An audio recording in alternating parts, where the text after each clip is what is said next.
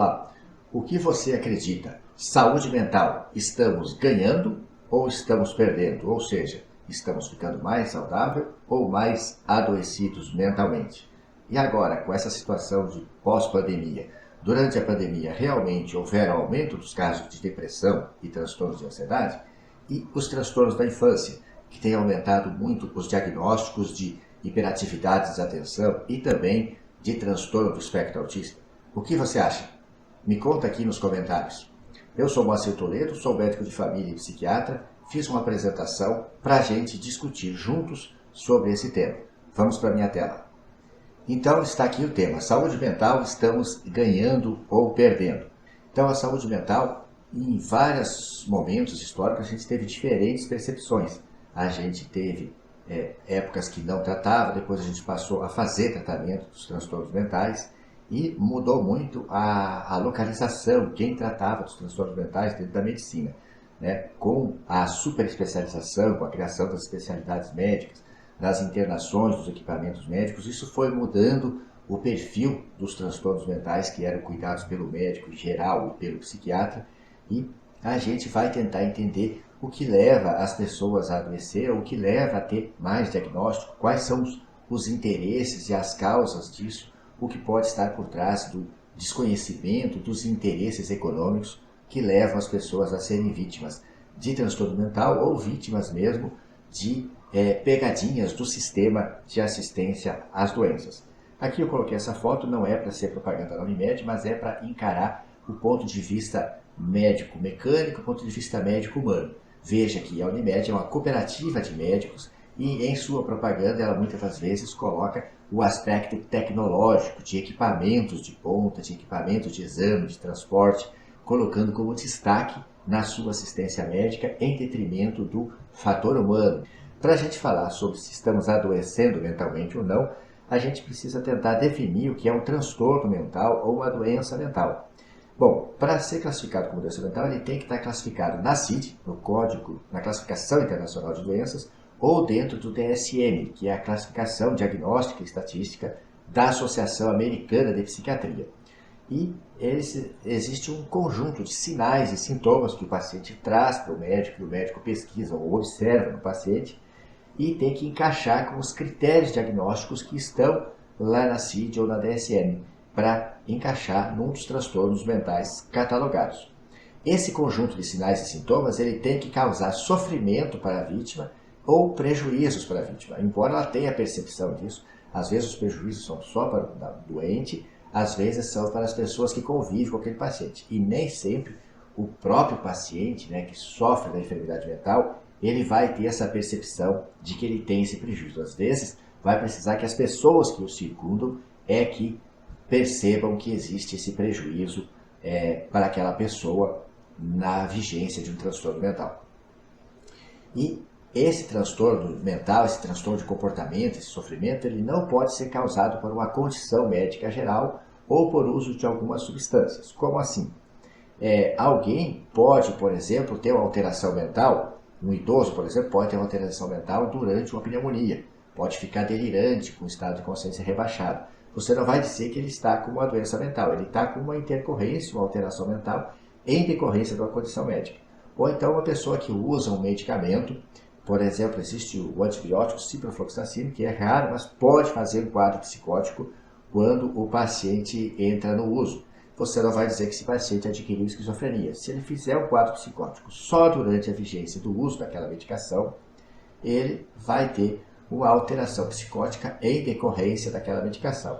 Falando de novo de condição médica, uma pessoa que, por exemplo, está com hipotireoidismo e sintomas de depressão, ela talvez não precise tratar com antidepressivos, mas sim tratar essa condição da deficiência tireoidiana, né, repondo os hormônios da tireoide, e ela vai melhorar da condição clínica e também da condição psíquica.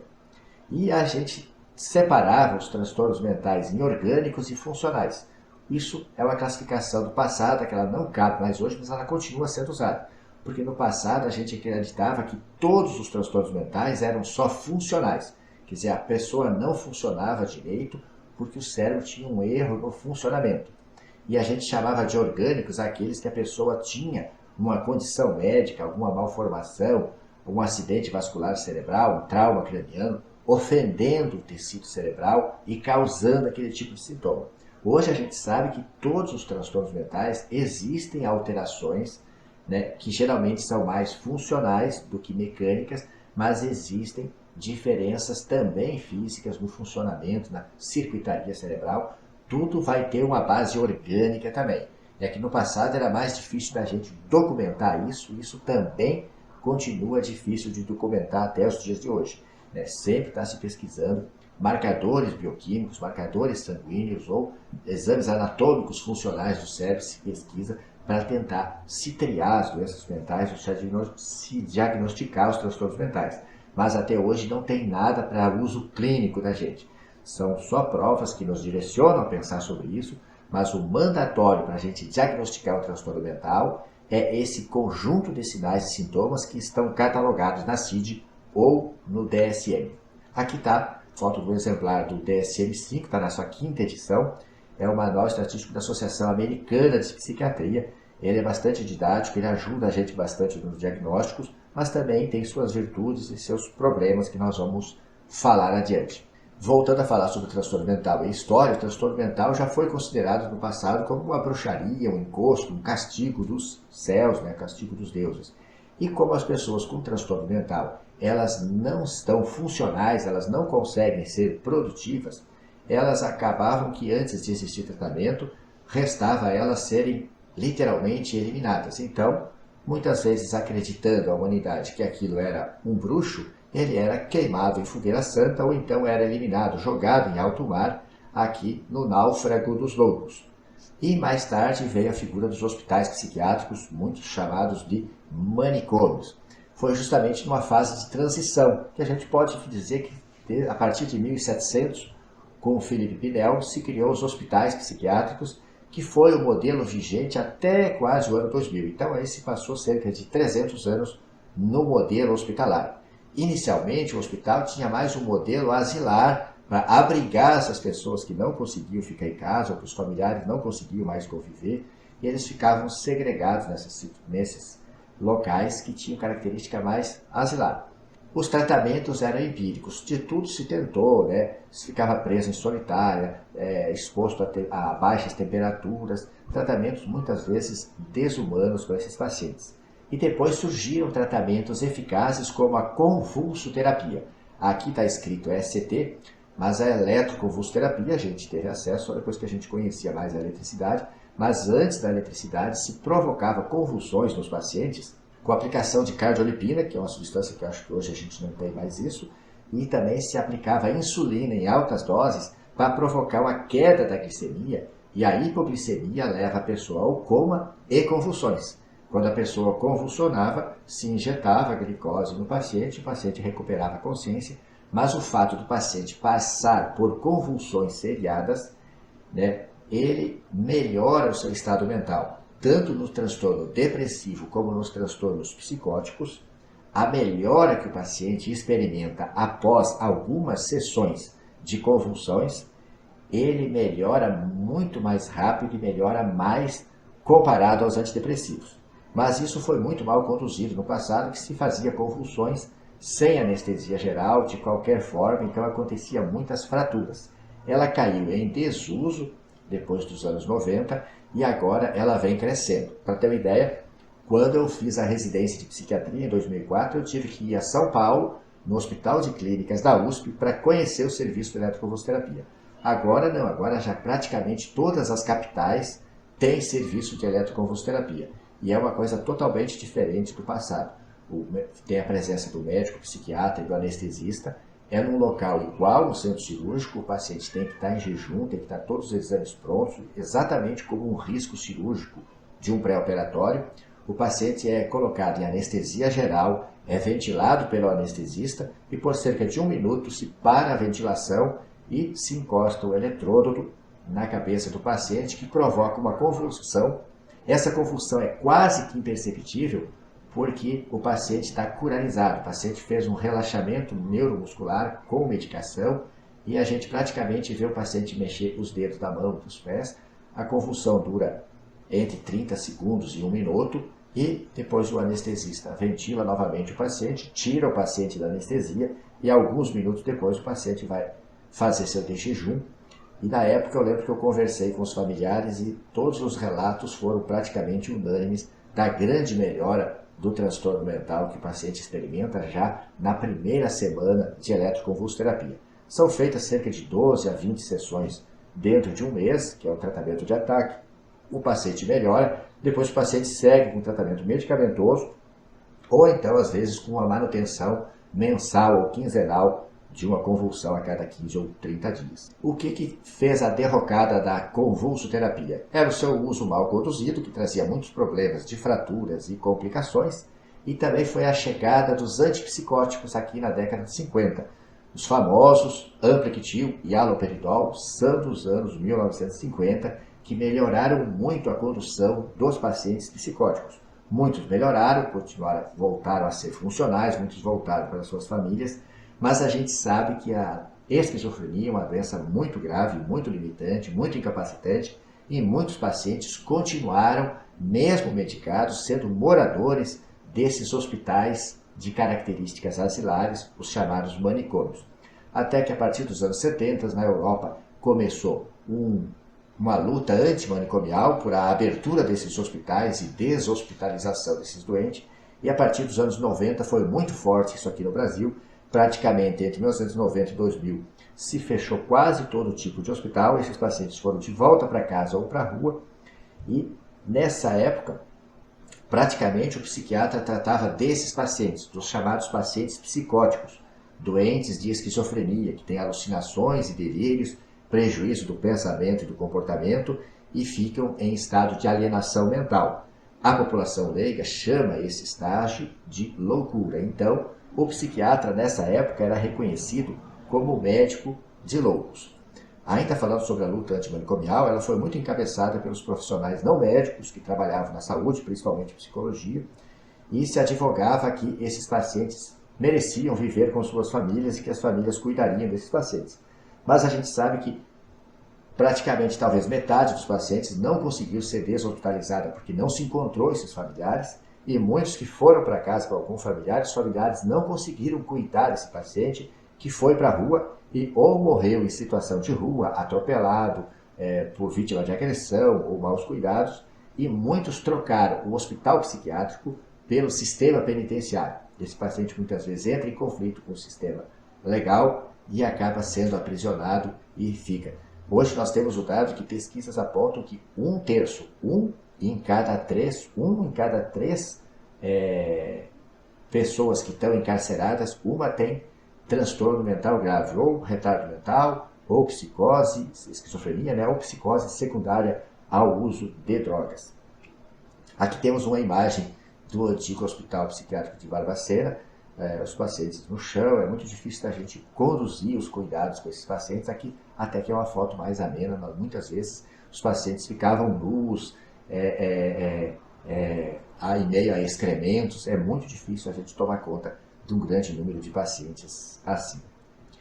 E atualmente o que temos? A gente tem outro sistema de assistência à saúde, o hospital psiquiátrico fechou, as pessoas estão sendo tratadas nos CAPs em suas cidades, continua existindo o hospital psiquiátrico, mas para internações mais breves, praticamente mais não tem esse paciente morador da instituição. Existem alguns remanescentes ainda que não vieram a falecer, mas em regra as internações atualmente não são mais contínuas como era antigamente.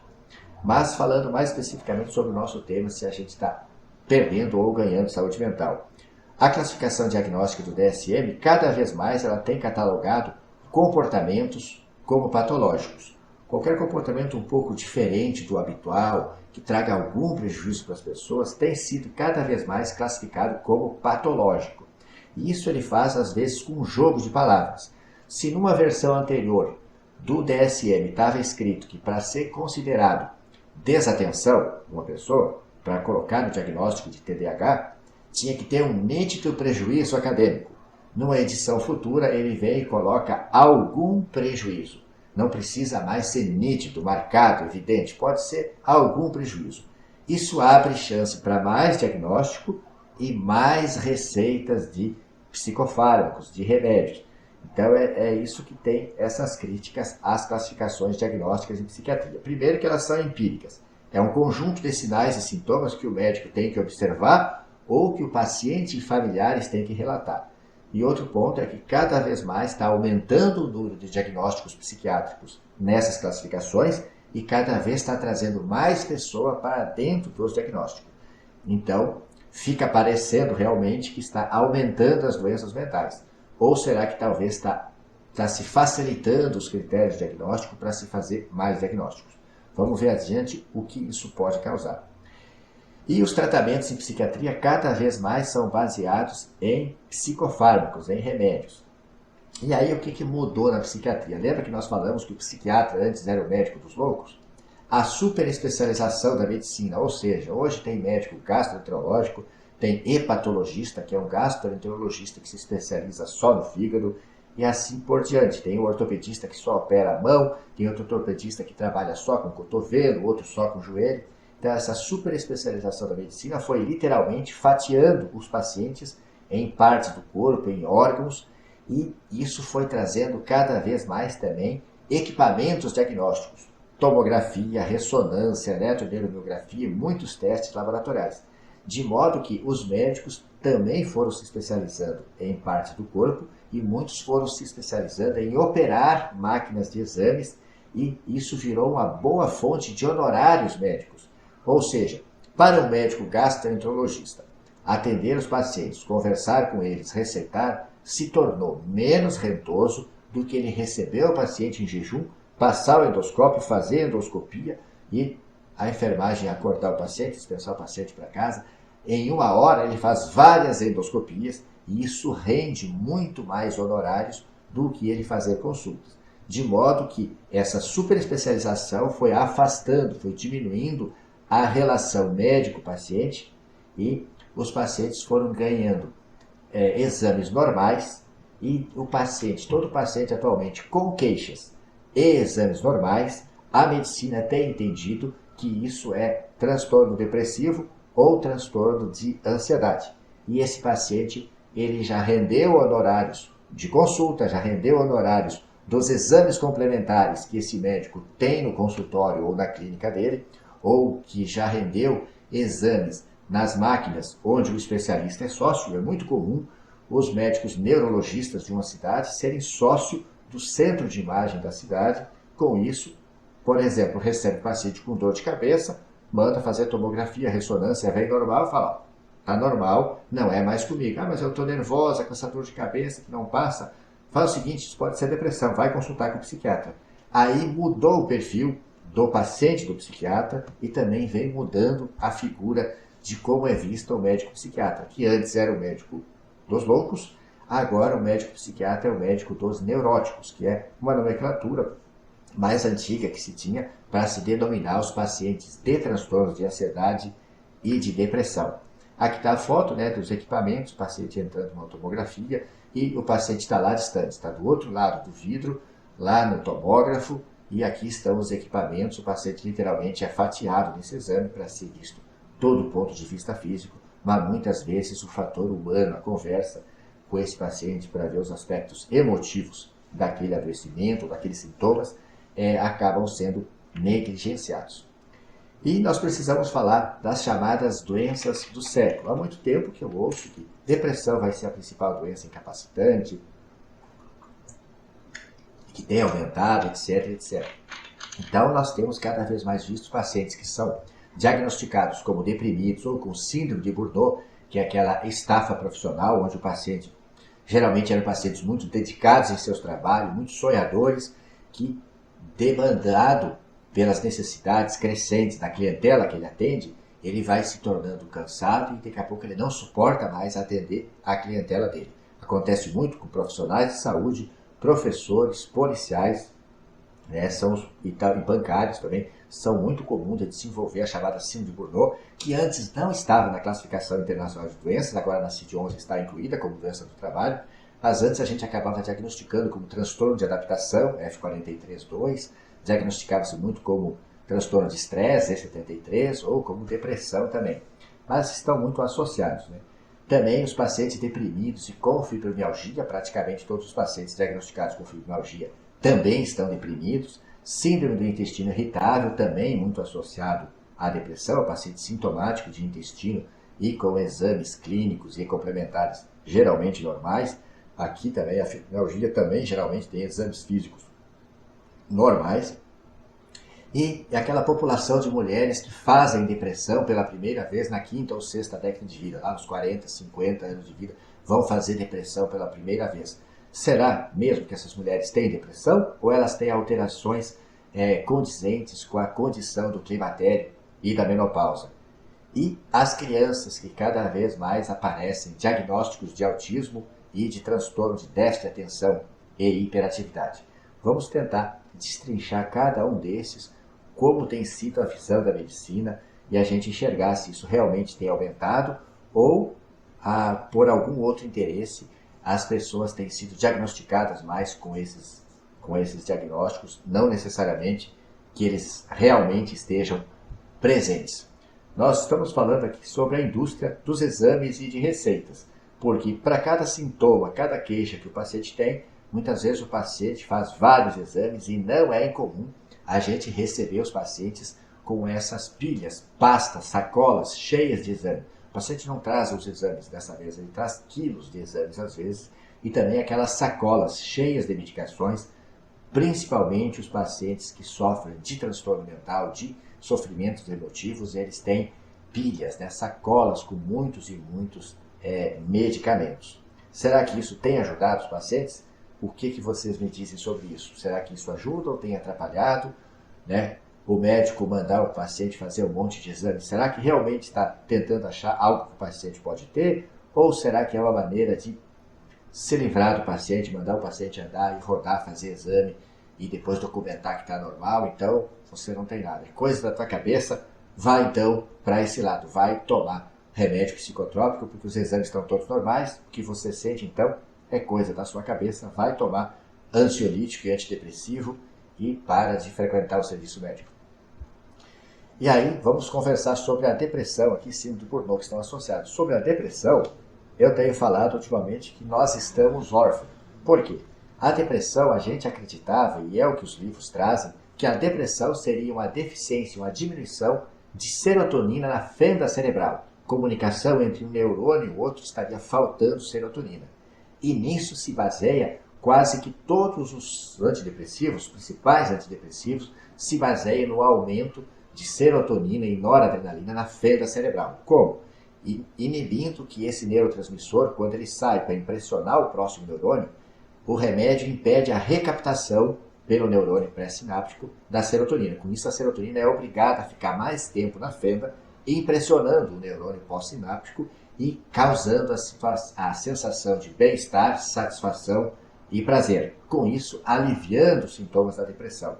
Mas agora, no último dia 20 de julho de 2022, agora, saiu nessa revista Nature uma grande meta-análise, uma revisão sistemática sobre os últimos anos de todos os estudos mais bem conceituados que tentaram demonstrar que realmente existe essa deficiência na fenda sináptica de serotonina. E pasmem, o estudo demonstrou que não é possível afirmar que esse seja o mecanismo da depressão. Vamos até ler aqui para a gente não duvidar disso. A teoria serotoninérgica da depressão, uma revisão sistemática das evidências. Esta revisão, isso aqui é só a conclusão que eu recortei. Esta revisão sugere que o enorme esforço de pesquisa baseado na hipótese da serotonina não produziu evidências convincentes de uma base bioquímica para a depressão. Isto é consistente com a pesquisa sobre muitos outros marcadores biológicos. Sugerimos que é hora de reconhecer que a teoria serotoninérgica da depressão não é fundamentada.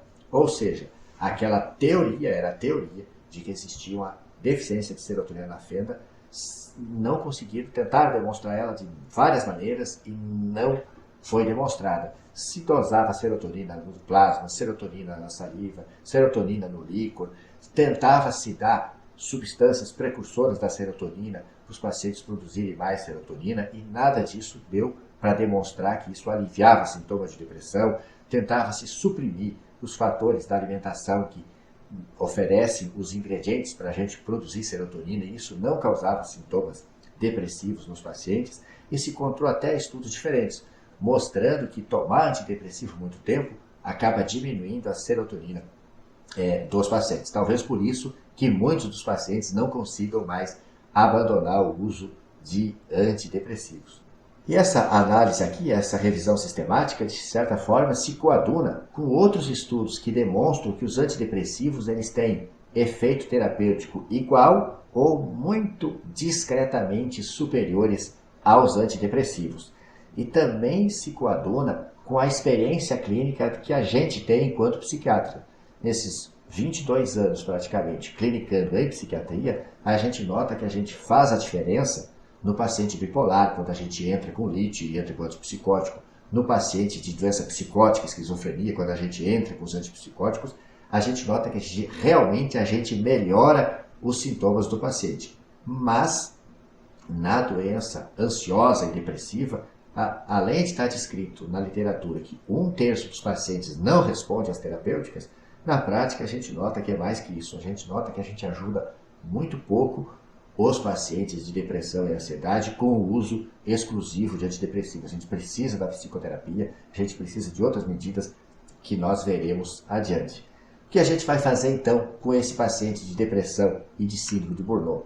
Se o antidepressivo não parece ser o melhor tratamento e se as evidências científicas mostram que serotonina na fenda pode não ser o fator que causa os sintomas de depressão ou de ansiedade nestes pacientes. A gente pode avaliar, por exemplo, os pacientes com síndrome de Burnout, como eles têm um perfil que foram pessoas muitas vezes muito estressadas, preocupadas e que agora estão cansadas. Muitas vezes a gente faz a dosagem de cortisol sérico, que é o hormônio produzido pela adrenal, que é o hormônio que nos dá a capacidade para aguentar, para suportar o estresse físico e emocional. Nesses pacientes, eles têm baixos níveis de cortisol. Daí, com as medidas de reposição desse hormônio, fazer o paciente obedecer o ciclo circadiano, ou seja, dormir cedo e acordar cedo. Colocar esse paciente em atividade física resistida, ou seja, musculação. Fazer a suplementação nutracêutica com minerais e vitaminas que estejam se mostrando deficitários nas dosagens sanguíneas.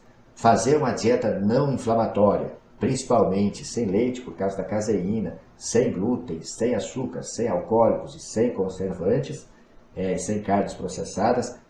E esse paciente fazer o manejo do estresse, se utilizando da psicoterapia, às vezes da meditação ou até da religiosidade.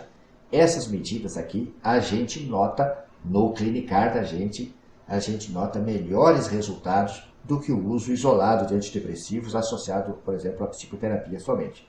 Toda vez que a gente fizer a suplementação hormonal e nutracêutica, fizer esse paciente adquirir hábitos saudáveis de vida, as respostas são melhores do que o uso de antidepressivos. E a fibromialgia, síndrome do intestino irritável, de novo, associada aqui com a depressão. Essas doenças não seriam sinais de uma inflamação subclínica crônica, nem tão subclínica assim, porque o paciente já tem sintomas? Isso é uma pergunta, não estou afirmando. Mas a gente, avaliando os pacientes, fazendo as provas de função inflamatória, PCR ultrassensível, homocisteína, ácido úrico, a gente nota que esses pacientes têm um discreto aumento disso. Os pacientes de fibromialgia fazem as provas de função reumática, são negativas, mas o paciente tem dor e não tem lesão verificável ao exame físico ou exames complementares. Mas esse paciente experimenta o sofrimento e muitas vezes tem esses critérios de inflamação subclínica crônica presentes.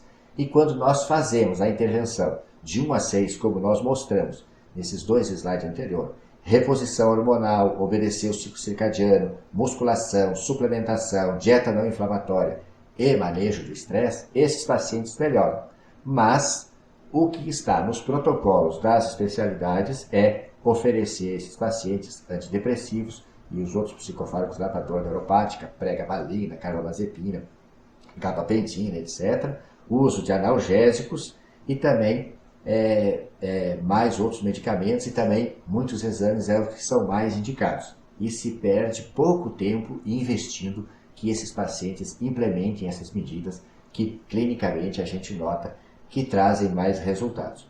Por que será que essas medidas não são as mais preconizadas? Porque talvez essas aqui estão mais distantes dos interesses da indústria farmacêutica.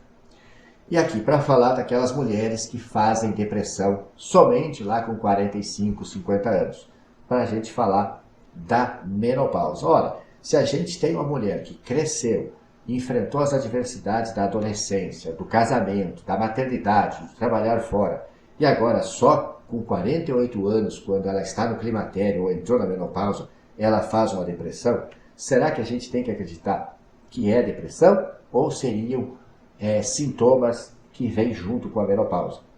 E sobre a menopausa, a terapia de reposição hormonal vinha sendo feita ali desde os anos 60, houve um boom nos anos 70, e a partir dos anos 90 aí, a indústria fez estudos para verificar se essas terapias de reposição eram benéficas, apesar das melhoras, das pacientes sentirem melhora sintomática nos sintomas de fogachos, melhora na textura vaginal, melhora da libido.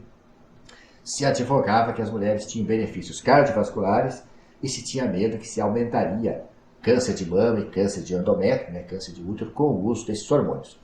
E até então se usava, até o ano 2000, se usava principalmente hormônios naturais. Eram os estrogênios conjugados retirados de éguas.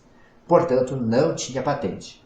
E aí a indústria conduziu 3 grandes estudos, talvez o principal foi esse ERS, que tentou avaliar a proteção cardiovascular desses pacientes, teve WHI também, mais um outro, não lembro o nome agora, que todos eles corroboraram com o outro. Eles demonstraram que não havia proteção cardiovascular com o uso de hormônios. E também, em um outro estudo, demonstrou que houve até um aumento dos casos de acidente vascular cerebral, de AVC isquêmico, principalmente. O outro estudo também demonstrou um pouco de aumento do câncer de mama, que não foi estatisticamente significativo. E esse aqui, ó, os grupos controle e placebo eram praticamente iguais, 1.380 pacientes, que usaram medroxiprogesterona 2,5 e estrogênio conjugado 0,625, que era uma dose grande. A grande maioria das mulheres usava, na prática, 0,312. E se pegou mulheres com 66 anos, em média, e com doença cardiovascular, com coronariopatia. E tiveram o mesmo nível de infarto, 172 nos tratados e 176 no placebo. Não houve diferença significativa, mas qual a grande crítica desse estudo? Usou mulheres muito velhas, comparado à idade que as mulheres na prática usavam, que era ao redor dos 50 anos, a grande maioria usava, por 5 a 10 anos, e se usou um tempo curto em mulheres mais velhas e mulheres já com coronariopatia. Isso já se sabia, na prática até os médicos já evitavam de mulheres com história de trombose venosa na perna, com história de infarto, já se evitava de fazer. Isso já se sabia. Então, o que se questiona é que se a indústria talvez tenha conduzido esse estudo de modo a sepultar esses hormônios naturais. Por quê? Porque não tinham patente. Então, talvez a indústria quisesse sepultar os estrogênios conjugados para vender os hormônios sintéticos similares aos da pílula, porque a pílula é sempre etinil, estradiol e um progestágeno que eles vão modificando e tendo patente. Então, não contente em vender para as mulheres durante toda a idade fértil, a mulher entrando na menopausa, a indústria talvez quisesse continuar vendendo etinil e estradiol com um progestágeno como terapia de reposição hormonal. Para isso, talvez ela tenha conduzido estudos desenhados para dar ruim o resultado. Os hormônios sintéticos têm maior potência que os naturais, mas também têm mais efeitos colaterais. Outra coisa que também a gente precisa pensar é que talvez vender antidepressivos para essas mulheres menopausadas seja mais lucrativo do que vender hormônios naturais, estrogênio conjugado, ou agora tem os hormônios bioidênticos. A gente tem estradiol, estriol e progesterona bioidênticas que são igual o que os ovários produziam. E também existe a suspeita que a gente pode pensar que as alterações físicas da pelve, a vagina seca, dolorosa para ter relação, a incontinência urinária, rendem mais indicações cirúrgicas para o médico. Então, por isso, talvez que a gente encontre tantas pacientes que têm exame de mama bom, têm endométrio bom, que estão menopausadas, que estão sintomáticas e que verbalizam no consultório para a gente que a médica, o médico, o gineco, disse que não precisava fazer reposição hormonal ou que não quis fazer reposição hormonal porque aumentava o risco de câncer. E vamos para os transtornos da infância e adolescência. Os transtornos da infância e adolescência talvez sejam o oceano azul da assistência à educação e assistência à saúde. Por quê? Talvez pais trabalhando fora, pai e mãe trabalhando fora, e os filhos direto nas telas de computador, TV e celular, e uma falta de convívio social, uma falta de atividade física, talvez estejam colaborando para essas crianças adquirirem alguns transtornos ou parecer que tenham alguns transtornos. Não é difícil a gente pensar que às vezes a gente vê um adolescente chegar numa repartição junto com a mãe, e a mãe chega e dá o nome dele, dá o documento dele, faz a ficha, paga a consulta, e o adolescente continua no modo zumbi, olhando o celular. Quando é chamado para ser atendido, ele entra no modo zumbi, sempre continua no modo zumbi. Se a gente quiser conversar com esse adolescente, a gente precisa interromper a atividade dele para perguntar alguma coisa, porque ele não se relaciona mais, ele está só no celular. Então, essa falta de interação social levanta a problemas no convívio e no aprendizado, muitas vezes é interpretado como TEA, transtorno do espectro autista, e a criança é direcionada para o médico psiquiatra ou para o neurologista, que a gente não entende por que é tão direcionado ao neurologista, se quando a gente olha a classificação internacional de doenças, não tem nem uma numeração na letra G, que é a letra G da neurologia, não tem nada que caiba o autismo ali. O autismo está lá no F84, F a letra do capítulo da psiquiatria. É direcionado para o médico, esse direciona para psicóloga, para terapeuta ocupacional, para fono, para pedagoga e para medicação para tratar sintomas alvos que estejam incomodando. E também, por outro lado, essas crianças com a falta de atividade física em casa, então só na tela, essa criança ela que chega na escola, ela se agita, ela quer correr, ela quer brincar e muitas vezes vai ser taxada de hiperativa, TDAH, e novamente vai para o médico, medicação para hiperatividade, mais psicóloga, etc. Às vezes são crianças que não eram para ter o diagnóstico, as crianças só não estão sendo conduzidas adequadamente na educação e acabam ganhando o diagnóstico de um transtorno. E isso gera uma oportunidade inconsciente, às vezes, nos pais, que eles não precisam se culpar, que eles estão ausentes da criação do filho, eles estão ausentes do convívio com os filhos, porque eles estão muito dedicados ao trabalho. Eles pensam, ele tem um diagnóstico, então nós vamos entregar uma tarde na TO, outra tarde na psico, outra tarde na pedagoga, outra tarde no contraturno da escola, e assim fica delegado a educação, fica delegada a educação dos filhos à escola e aos terapeutas, aos profissionais de saúde, que, de certa forma, agradece que isso oferece mais vagas de trabalho e mais rendimentos de honorários. Fica a pergunta se isso é o melhor para as nossas crianças. Tomar remédio e serem educados, serem criados por profissionais que não são de laços afetivos familiares. E o transtorno do espectro autista.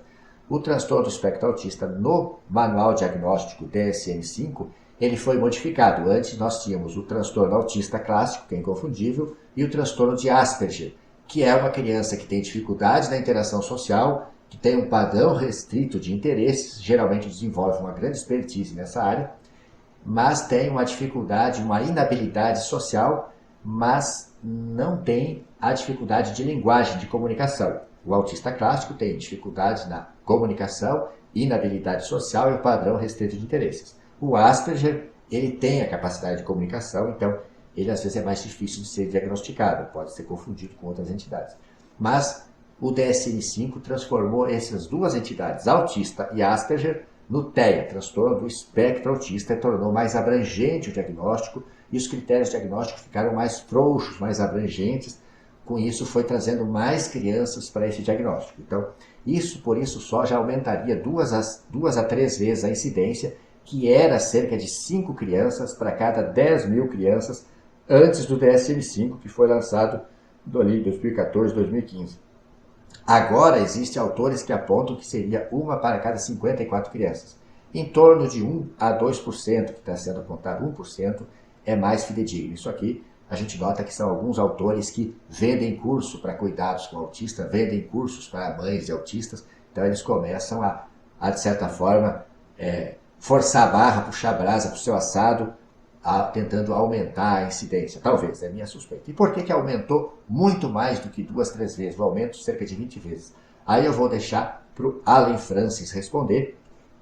que o Allen Francis é um psiquiatra que participou das 4 edições anteriores do DSM e DSM-5 ele não participou, mas ele fez esse livro, Fundamentos do Diagnóstico Psiquiátrico, respondendo às mudanças do DSM-5. E, de certa forma, esse autor trouxe as percepções que a gente vinha tendo na prática clínica da gente, mas que por causa dessa ditadura do cientificamente comprovado, o que a gente fala, que a gente está notando na prática clínica da gente, tem caído muito em desuso, tem caído muito em desvalor. E lembrando que a prática da medicina baseada em evidências, o clinicar baseado em evidência é um tripé. São as evidências científicas, ou seja, os estudos científicos, a prática clínica e o acordo de vontades médico e paciente. Ou seja, as expectativas do paciente têm que ser levadas em conta, a observação clínica, o saber médico, a prática clínica é levada em conta e também os estudos científicos. Pode existir um estudo científico demonstrando que a droga A é ótima, mas se essa droga não está disponível para nós, ou se o paciente não aceita usar esse medicamento por questões de valores e preferência dele, a gente vai abandonar essa melhor evidência e vai usar uma evidência menor, porque é a vontade do paciente que está em jogo. E a gente precisa também saber criticar os ensaios clínicos. Veja que a gente falou há pouco do estudo ARES, que demonstrou que não havia benefício cardiovascular usar os estrogênios conjugados na menopausa. Mas, se isso traz bem-estar para a mulher e ela quiser usar, aceitar usar, a gente vai poder usar. Não era só por causa disso que se usava. E aí, o Allen Francis trouxe essas razões aqui para o aumento de diagnósticos de TEA. Veja que nós estamos falando que ele fala de aumento dos diagnósticos de TEA. Não está necessariamente falando aumento de TEA, mas aumento de diagnósticos. O DSM uniu 2 diagnósticos no TEA. Eu já falei, Asperger e autismo clássico. O maior conhecimento, isso aqui que a gente está fazendo, estudando, quanto mais conhecimento, mais suspeita, mais diagnósticos. O médico só é capaz de diagnosticar a doença que ele conhece, os outros profissionais de saúde também. Menor estigma. Doenças como deficiência intelectual, que era chamado retardo mental antes, TDAH, eles têm um estigma muito ruim, muito pesado, e às vezes diagnosticar autismo é mais fácil para a família aceitar. Metade das crianças com autismo também tem retardo mental associado, também tem deficiência intelectual associada. Deficiência intelectual e retardo mental são a mesma coisa. Antes se chamava retardo mental e mudou-se o diagnóstico para deficiência intelectual, o nome, justamente pelo estigma ruim do nome. Então, metade das crianças com autismo também tem deficiência intelectual, mas isso os pais parecem que não ouvem. Eles falam só, meu filho tem autismo, mas a parte do retardo parece que eles não querem ouvir. A classificação se tornou frouxa e imprecisa nesse DSM-5, essa é uma outra causa. E outra causa é que o legislador fez leis que dão benefícios específicos ao autismo, diferente da legislação do PCD, pessoa com deficiência, que tem alguns direitos de comprar carro com desconto, isenção de imposto de renda. No lugar de incluir o autista nessas pessoas com deficiências, existe uma certa aura, uma propaganda em torno do autismo. Muitos querem dizer que não é doença, não é transtorno, é uma condição, só são diferentes, que isso levou o legislador, que quer captar votos dessas famílias, a fazer legislações específicas para o autismo. Veja que agora a gente encontra no supermercado uma vaga para autista. Antes se usava a vaga para os deficientes. E existem benefícios escolares que são dados ao diagnóstico de autismo. E isso levaria, o Allen Francis diz que isso leva muitas vezes as famílias pedirem para o profissional de saúde, para o médico, doutor, coloca no papel, bota no laudo que é autista, que assim eu consigo o professor auxiliar, assim eu consigo a escola no contraturno, assim eu consigo o meio expediente no trabalho para ajudar ele com os estudos. No 6º motivo eu botei um asterisco, porque isso não está no livro do autor. Isso é imputo a mim, é minha suspeita, que também são interesses econômicos. Lógico, o Allen Francis é autor de livro, ele vende livros. Ele não pode de forma alguma arriscar ofender um dos possíveis compradores, clientes dos livros dele. Eu acredito que existe um interesse econômico de algumas policlínicas. Visto que eu falei que os outros transtornos da infância têm um estigma ruim, diagnosticar uma criança com retardo mental, com deficiência intelectual, muitas vezes ofende os pais, magoa os pais, que podem não trazer mais essa criança na clínica ou não colocar essa criança em tratamento, entendendo que o transtorno de deficiência intelectual é imutável. A criança sempre vai continuar limitada. O tratamento pode condicionar ela a ter um convívio melhor, mas não vai torná-la inteligente. Então, muitos pais não investem em tratamento. Mas, ao diagnosticar autismo, como existe uma promessa de um desenvolvimento quase melhor com o tratamento intensivo e precoce, isso faz as famílias investirem mais. Ou só o diagnóstico, verbalizar para uma família que a criança tem suspeita para autismo e que precisa passar pelas avaliações de TO, de psicóloga, de fono, só isso já rende alguns meses ou um ano de avaliações numa policlínica, consequentemente rendendo mais honorários. Por que eu estou falando isso? Porque uma clínica, os profissionais podem notar que uma criança, por exemplo, tem um TDAH. Mas, se verbalizarem que é TDAH, pode que os pais não invistam em tratamento, porque cerca de metade das pessoas não acredita que exista esse diagnóstico de TDAH e traduzem para apenas criança mal criada. Mas falando que é autismo, a família vai colocar em tratamento. E essa clínica vai saber medicar para a hiperatividade, vai fazer o tratamento cognitivo pertinente para o autismo não, para o TDAH, e essa criança vai decolar, essa criança vai superar as dificuldades que estava tendo na escola e vai deslanchar e vai ter um desenvolvimento normal. E essa clínica vai ganhar a fama de ser um serviço que faz a criança autista superar o autismo. E nós vamos ver adiante o que o autor Allen Francis fala sobre superar o autismo. Aqui eu trouxe um recorte do livro, onde ele fala que houve um aumento de 20 vezes, hoje está em cerca de 1% da população, lembrando que era 5 crianças a cada 10 mil, ou seja, aumentou cerca de 20 vezes, e aqui ele fala as razões da epidemia. Não vamos falar todos, vamos só apontar que está aqui, o aumento da prevalência se deve ao aumento da consciência, ou seja, o conhecimento, redução do estigma, diagnóstico de muitos casos mais moderados, os critérios diagnósticos frouxos, e classificação imprecisa, e ser autista é pré-requisito para ter acesso a benefícios escolares extras. A gente já tinha apontado para isso. E aqui, sobre a superação do autismo. A estabilidade do diagnóstico de TEA. Seria possível superar o autismo com o tratamento precoce e intensivo? É uma pergunta. O que o autor diz? Estabilidade do diagnóstico. O transtorno do espectro autista serve para descrever problemas persistentes e constantes.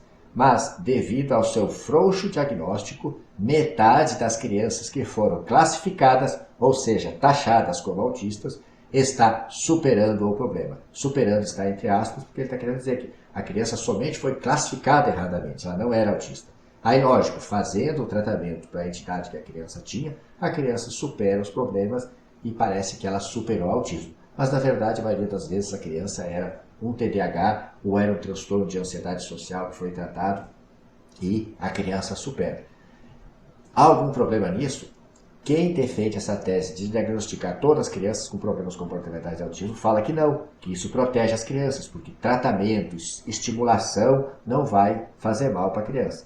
Mas eu quero que vocês pensem o seguinte, e a mãe que tem uma criança que realmente é autista, e ao lado, nas terapias, ela vê uma mãe que tem criança apenas TDAH.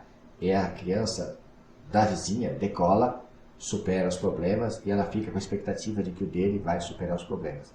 Mas o autor, especialista que participava da classificação do DSM, diz que transtorno do espectro autista serve para designar uma entidade persistente e constante. O tratamento pode trazer melhoras para aquele paciente, mas não se tornar uma pessoa produtiva e independente como as pessoas ditas sadias mentalmente. Isso pode ser duro, mas eu acredito que a verdade tem que ser dita. E aí, para finalizar, podemos, responder, estamos perdendo saúde mental ou ganhando saúde mental? A resposta depende da interpretação de cada um, como acreditar.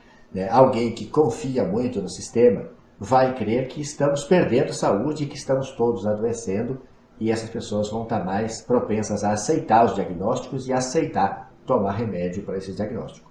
Aqueles que ousam pensar e criticar a ciência ou os supostamente cientistas que escrevem nos livros, fazem artigos científicos e colocam os seus temas na internet, vão ficar em dúvida e vão decidir que precisam estudar para, junto com o seu terapeuta, com o seu médico, decidir o que é melhor para a tua saúde ou para a saúde dos teus filhos. E existem os céticos e convictos que terão certeza de que toda essa história de psiquiatria, de doenças, de remédio não existe e vão acreditar que doenças mentais não existem, que é tudo armação para vender remédio. Mas na verdade a gente acredita que existem transtornos mentais, mas tem muitas pessoas que não têm transtornos mentais e estão sendo classificadas equivocadamente como portadoras de transtornos mentais, e isso tem propiciado ganhos tanto para terapeutas, médicos e também ganhos para a indústria farmacêutica. Como que a gente vai saber? Cada caso é um caso, cada caso tem que ser examinado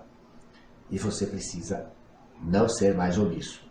A internet está aí, as literaturas estão aí, você precisa estudar e tentar entender o que está acontecendo para decidir as coisas para a tua saúde juntamente com os profissionais. Aqui é o lembrete que estamos em ano de Copa do Mundo e felizmente a gente descobriu que a camiseta nossa verde e amarela não serve só para torcer nos jogos de futebol, mas sim por um Brasil melhor e mais honesto. Muito obrigado. O recado que fica é esse: pense, estude, confie e também desconfie. Sempre que desconfiar, estude, busque uma outra opinião e para decidir junto o que é melhor para ti e para os teus. Fica aqui os contatos da rede social. Peço que você curta o vídeo aqui, faça teus comentários, por favor, se achou isso importante, compartilhe com as pessoas que você poderá ajudar com esse tema. Muito obrigado e até a próxima.